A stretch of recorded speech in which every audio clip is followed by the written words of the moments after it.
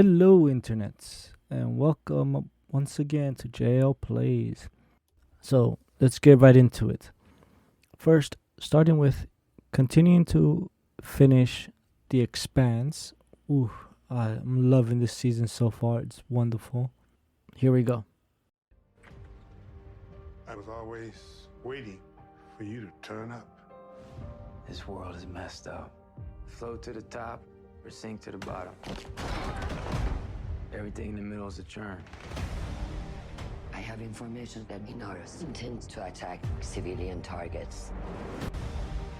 Marco has millions of voters. If we go toe-to-toe with him, we could lose. You have committed the entire belt to war with the Inners. They wanted a fight. We'll give them one.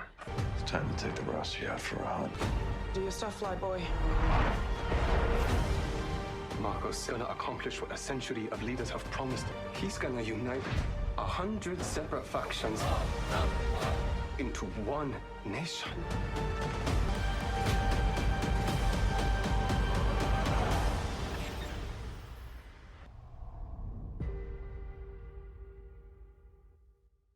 That was a little snippet from The Expanse on Amazon Prime.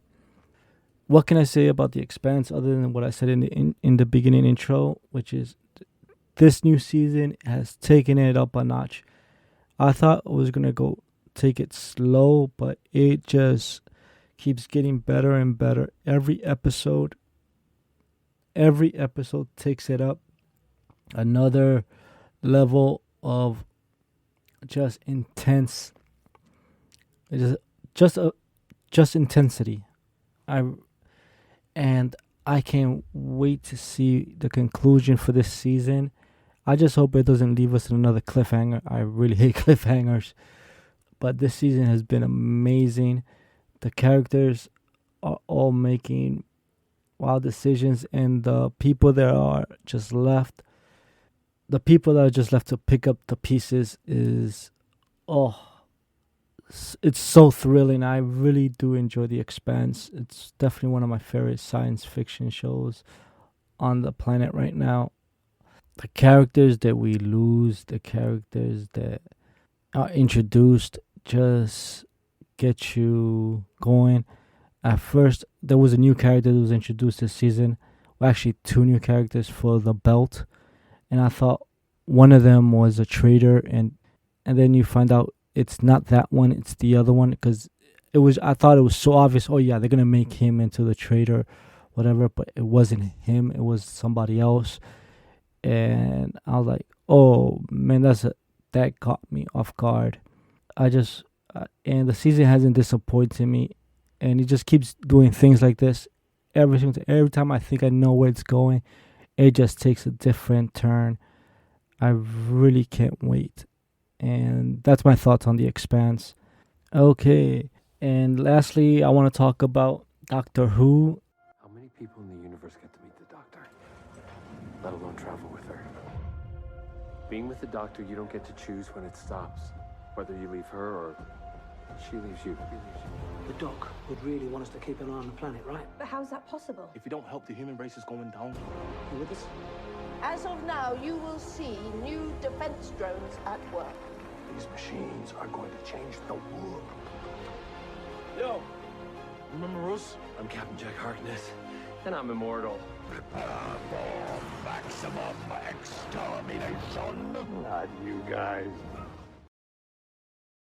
That was a clip from the New Year's special. They just aired on the BBC America.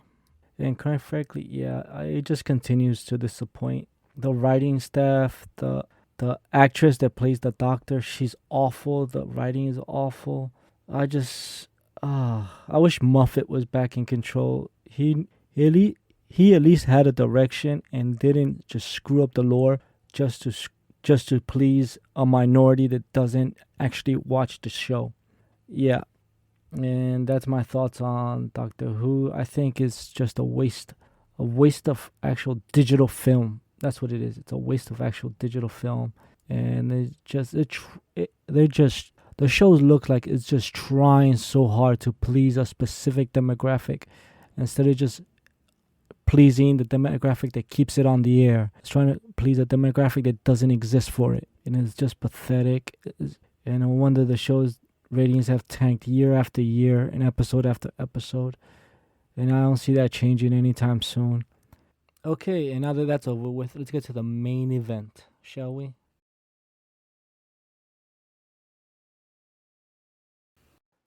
Where's the fool's errand? Oh, hey there, baby. The hell are you doing here? I'm commissioned to this flight. Captain! We haven't got time for this right now. Put her in the Sperry until we get up in the air. I'm supposed to guard this. I'll guard it for you. Contents are confidential.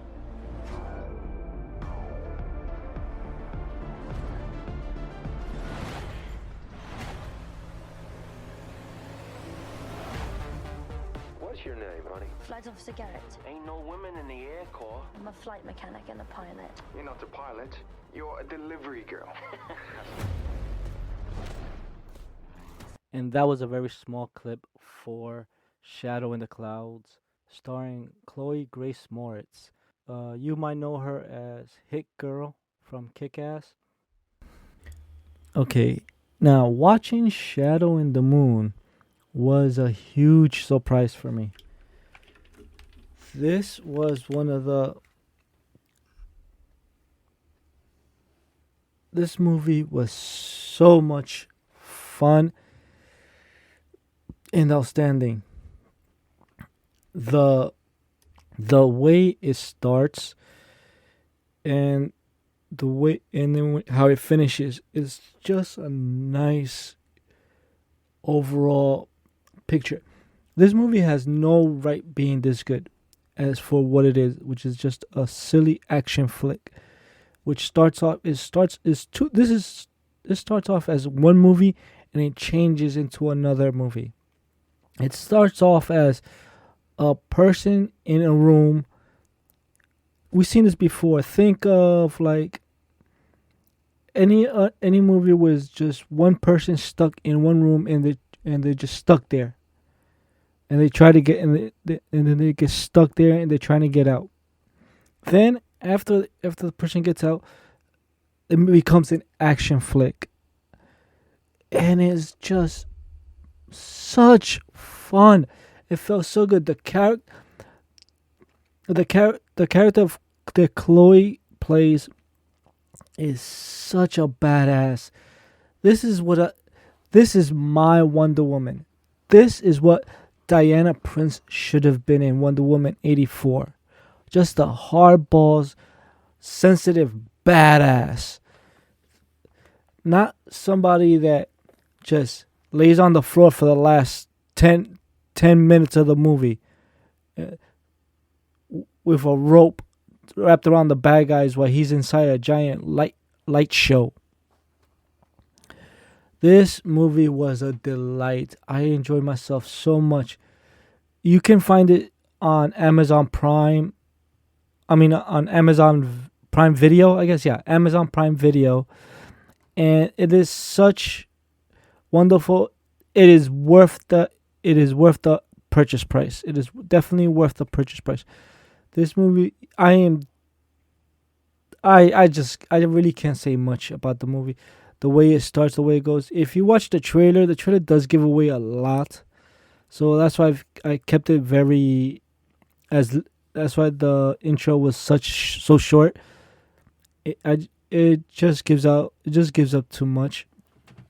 And the characters in it, the male characters they're such assholes, and I'm like, yeah, that's how it was back in World War II, I guess, huh? I guess that's how men acted, mostly the same way they act now. But oh man, it felt so good to watch this movie. I had a ball. I really couldn't keep my eyes off the screen. Again, this is what I was expecting from Wonder Woman. It's just a kick-ass movie from beginning to end. And Chloë just, for the first 30 to 40 minutes, she just holds you. It doesn't matter. This is a far cry from playing Hit Girl in Kick-Ass. She has come such a long way. If you ever seen her in the remake of the vampire flick Let Me In. I think that's what it was called. It she she becomes even further from there. She holds your attention through this whole thing through the first 40 minutes, and she doesn't stop. And then the in the last what is it? 30 minutes with the main bad guy creature thing. I'm not gonna say too much, I guess. If you've seen the trailer, you know what I'm talking about. Oh man, that was just a baller. That just looked baller. That was truly a Wonder Woman moment right there. That was just baller, and that's what I was and I was not expecting this. I was not expecting to love this movie as much as I do. I can't wait to go back and watch this again. But that's enough for this. Yeah, again, go watch it. Amazon Prime. I put a link down in the description for you all to take you straight there, so you could just boom watch it right away. Go ahead, enjoy. Now it's time to get to spoilers. If you haven't watched it, please stop here and then come back later. Go watch it now. Sir, requesting permission to fire on an enemy attacker. You wouldn't even know how to fire a gun. I was being polite. She hit him! She was right! Who the hell are you, Miss Garrett? What is she here for? Did you hear that? What the hell is that racket? There's something on top of the plane. Something on the goddamn tires!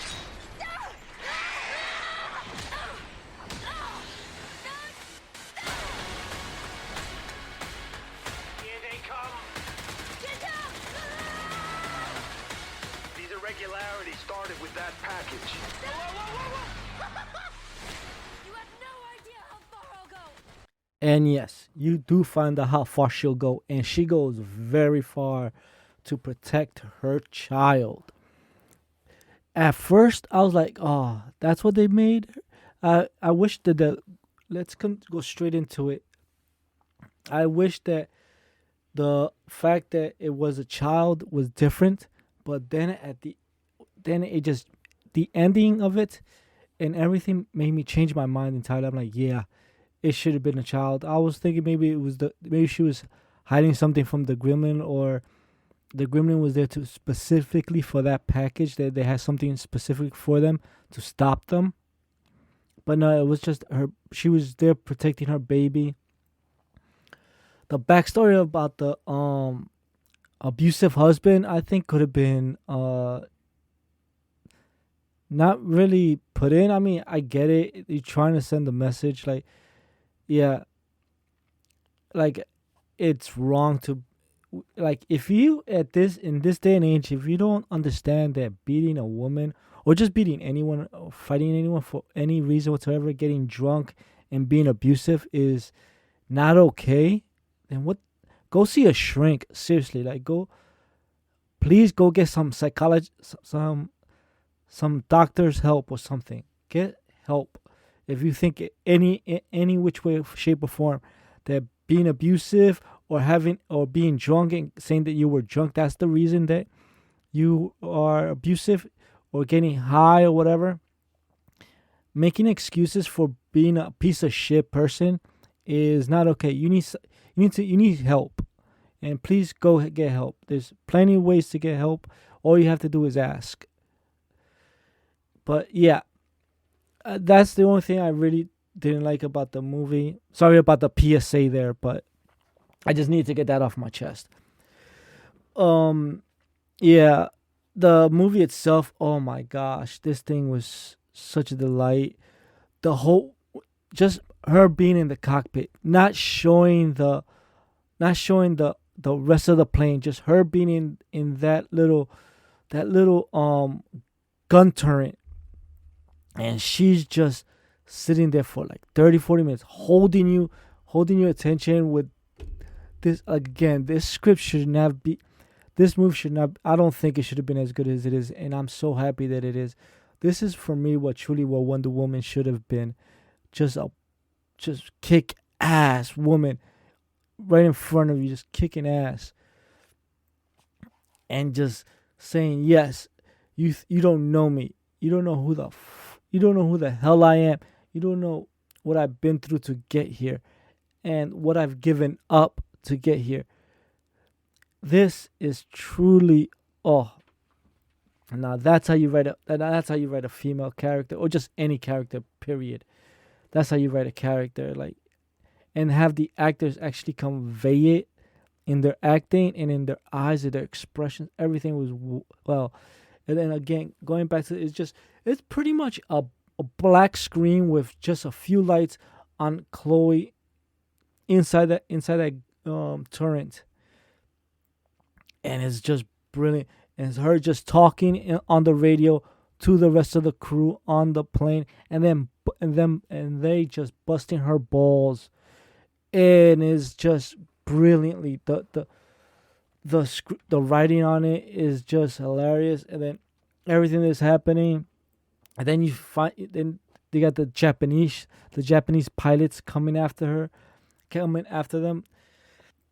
As you can tell, I am extremely high off of this movie. Yeah, I just literally finished watching it like an hour ago, and I just started recording. Like, I had, like, if y'all seen my feed, you know that I have Soul. I did a podcast for Soul. Now I'm doing this podcast. I was gonna save this for next week, but this couldn't wait. I just put it out this week also. It just couldn't wait. Yeah, and I truly love it. This movie is wonderful palate cleanser.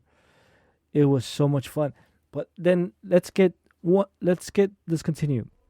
She gets out of the cockpit, and then she sees the gremlin with her baby in that I guess pouch, whatever it is.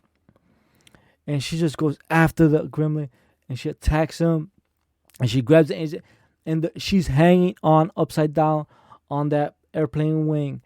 It looks, and she's just there holding on for dear life. Yes, you could tell there's a little bit of wire, and it's obviously green screen, but who cares? It still looks great.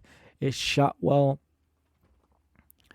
And then you see her get back in the plane, and the little gag with her finally getting in through the hole with it once the turret got blown off, and then her trying to get back inside the plane through the hole, and then her falling off, and then the Japanese plane coming underneath and blowing up and throwing her back up. That to me was, oh man, that was a cute little gag right there.